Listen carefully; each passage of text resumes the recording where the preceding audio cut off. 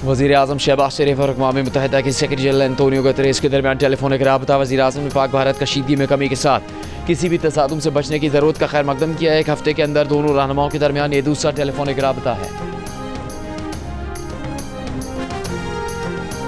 पाकिस्तान की बरतानिया को पहलगाम वाक़े की तहकीकात में शमूलियत की दावत। बरतानवी हाई कमिश्नर से मुलाकात में वज़ीर आज़म शहबाज शरीफ ने कहा कि बरतानिया पाकिस्तान और भारत से दोस्ताना सफारती ताल्लुकात को इस्तेमाल करते हुए खत्ते में अमन की कशीदा सूरत हाल को बेहतर बनाने में किरदार अदा करे।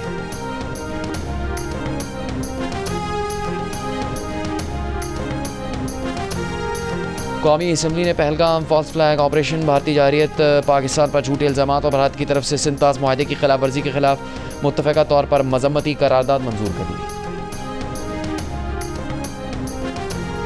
वज़ीर इत्तलात अता तारड़ का कहना है कि भारत बंद गली में जा चुका, दबाव में कुछ भी कर सकता है। पानी रोकने या उसका रुख मोड़ने की कोशिश हुई तो पाकिस्तान पूरी कुव्वत से निपटेगा।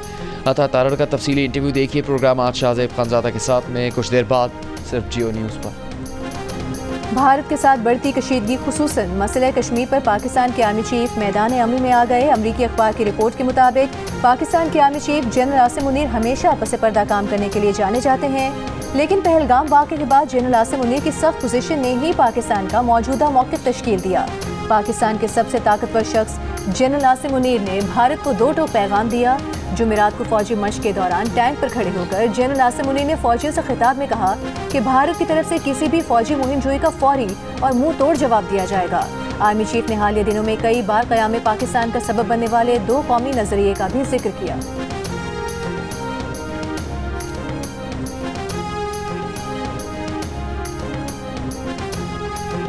भारत की चालें और पाकिस्तान का दो टोक जवाब, हर इल्ज़ाम हर इक़दाम का हिसाब, हर लम्हा बदलती सूरत हाल पर सिचुएशन रूम, दिन रात मुतारिक, हर सच हर खबर और रद्द अमल सिर्फ जियो न्यूज़ पर।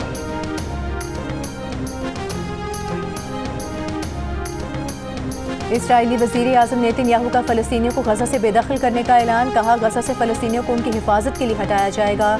इस्राईली फ़ौजी गज़ा में कार्रवाई करें फिर वापस आ जाएं, ऐसा नहीं होगा। हमारा इरादा इसके बरक्स है।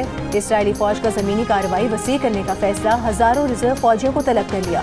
सुबह से जारी बमबारी में अब तक 40 से ज़ायद फ़लस्तीनी शहीद। गज़ा में हर किस्म की इमदाद 9 हफ्तों से बंद। इसराइल का बैनुल अक़वामी इमदादी एजेंसियों के बजाय खुद इमदाद तरसील का मंसूबा।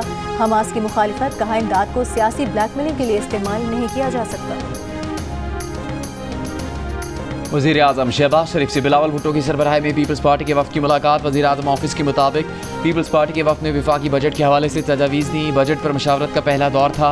हुकूमत की तश्कील करदा कमेटी पीपल्स पार्टी से मशावरत जारी रखेगी। वफ़द ने हुकूमत की तवानाई के शोबे में इस्लाहात पर मुकम्मल एतमाद का इजहार किया। मुलाकात में फैसला किया गया कि 2 माह में बिजली की तकसीम कार कंपनियाँ सूबाई हुकूमतों के हवाले कर दी जाएंगी।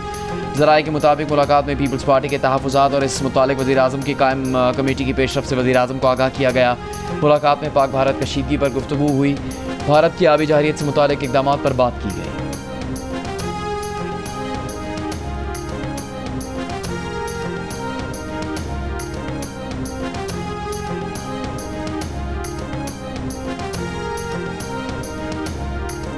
सरबरा JUI मौलाना फजल रहमान का कौमी असम्बली इजलास से वॉकआउट। कौमी असम्बली में नुक्ता एतराज़ पर इज़हार ख्याल करते हुए कहा कि वो बड़े जोर से पार्लियामेंट आए थे।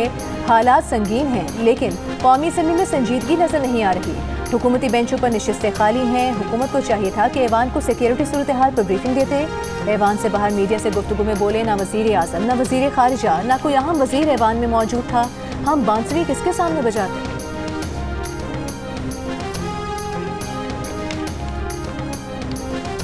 दुश्मन के खिलाफ कौमी क़यादत एक पेज पर आ गई। मोदी ने पाकिस्तान का पानी बंद किया तो ये डिक्लेरेशन ऑफ वॉर होगी। जंग छिड़ी तो वतन अजीज़ की हिफाजत के लिए हम सब अपनी जानें निछावर करेंगे। कौमी असम्बली से अपोजिशन लीडर उमर अयूब का भारत को दो टोक पैगाम। बोले पाकिस्तान हर किस्म की दहशतगर्दी की मजम्मत करता है। पहलगाम वाक़े पर तहकीकात के लिए शहबाज शरीफ की पेशकश से दुख हुआ। जब हमारा कोई ताल्लुक ही नहीं तो इन्वेस्टिगेशन का हिस्सा क्यों बने। मौजूदा हालात में पाकिस्तान को एक मजबूत क़यादत की ज़रूरत है। मोदी के होश तब ठिकाने आते हैं जब उसे मुंह तोड़ जवाब दिया जाए। वज़ीर कानून आज़म नज़ीर तारड़ ने अपोजिशन के मौक़िफ़ को सराहा। कहा अक़वाम आलम को पैगाम गया कि हम सब अब वतन अजीज़ की सलामती के लिए एक ज़बान है। दुश्मन को हमारा पैगाम है, पाकिस्तान पर आँच नहीं आने देंगे।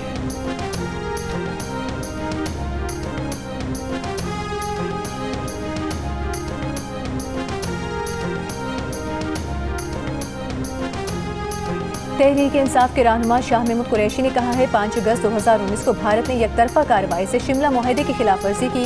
भारत का सिंध ताज मुआहदे को मुअत्तल करना बैनुल-अक़वामी कानून की खिलाफ वर्जी है।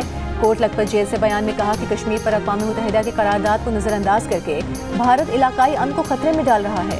भारत की गैर जानिबदाराना तहकीकात की पेशकश कबूल करने में हिचकिचाहट फॉल्स फ्लैग ऑपरेशन का एतराफ़ है।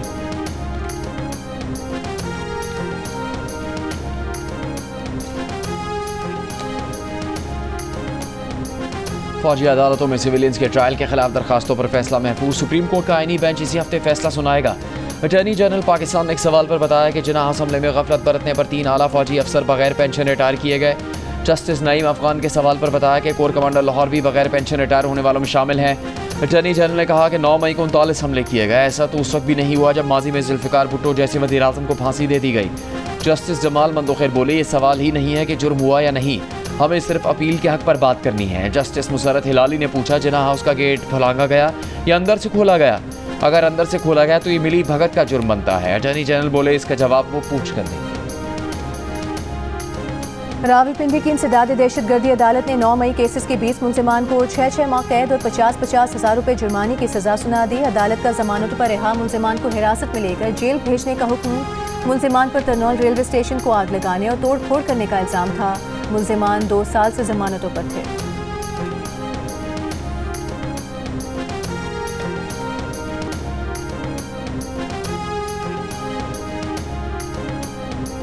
इंसदाद दहशतगर्दी इस्लामाबाद ने 26 नवंबर के एहतजाज के केस में 161 PTI रहनुमा और कारकुनों को 24 जून तक गिरफ्तार करने से रोक दिया।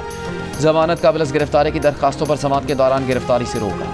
स्टेट बैंक ने शरह सूद में मजीद 1% कमी कर दी। मुल्क में शरह सूद 12% से कम होकर 11% हो गई। एक साल में शरह सूद में 11% कमी की जा चुकी है।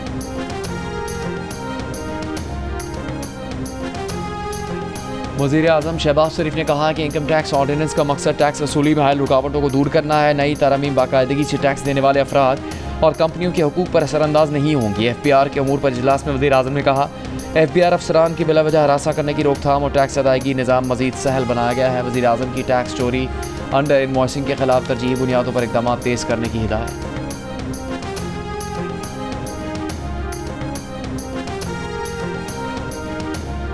वसूलियाँ बेहतर बनाने के लिए FPR ऑर्डिनेंस के अहम निकात सामने आ गए। FPR के ज़राए के मुताबिक चीफ कमिश्नर किसी भी कारोबारी जगह अफसर तैनात कर सकेगा। पैदावार, सर्विसेज और स्टॉक्स की बराह रास्त निगरानी होगी। अस्पताल, तालीमी इदारों और सर्विस सेक्टर में भी तैनाती हो सकेगी। कोर्ट फैसले की मौजूदगी पर बिला नोटिस बैंक से टैक्स रकम काटी जा सकेगी। FED से बचने के लिए जाली बारकोड, लेबल या स्टैंप मुजरिमाना अमल करार। FPR दीगर सूबाई या विफाकी अफसरान को चेकिंग, जब्ती या मुआयने जैसा इख्तियार दे सकता है। ऑर्डिनेंस फौरी नाफिजुल अमल हो चुका है। टैक्स तरमीमी ऑर्डिनेंस पर MNA पीपल्स पार्टी मिर्जा इख्तियार बेग ने सेक्रेटरी कौमी असम्बली को तहरीरी तौर पर सवालात भेज दिए।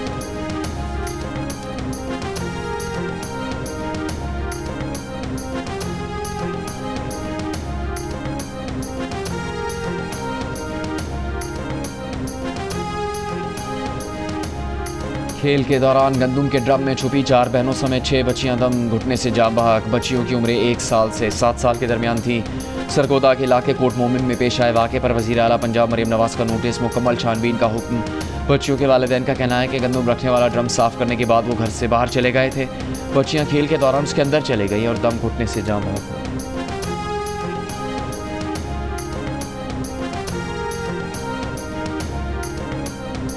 वज़ीर आला पंजाब मरीम नवाज़ की भारत से वापस आने वाले मरीजों के मुफ्त इलाज की हिदायत। वज़ीर आला हाउस से जारी बयान के मुताबिक भारत से वापस आए मरीजों के ट्रांसप्लांट और दीगर अमराज का पंजाब में इलाज यकीनी बनाया जाएगा। मरीम नवाज़ ने कहा कि भारत से इलाज के बगैर वापस आने वाले मरीजों को तन्हा नहीं छोड़ेंगे। वज़ीर आला मरीम नवाज़ से स्पीकर पंजाब असम्बली मलिक मोहम्मद अहमद खान और अरकान पंजाब असम्बली सरदार आसिम शेर और खुर्रम खान बिर की भी मुलाकात। स्पीकर की वज़ीर आला को अपनी छत अपना घर प्रोग्राम में रिकॉर्ड घर बनाने पर मुबारकबाद। मरीम नवाज़ ने कहा कि पूरे पंजाब में तरक्याती कामों का जाल बिछा दिया है।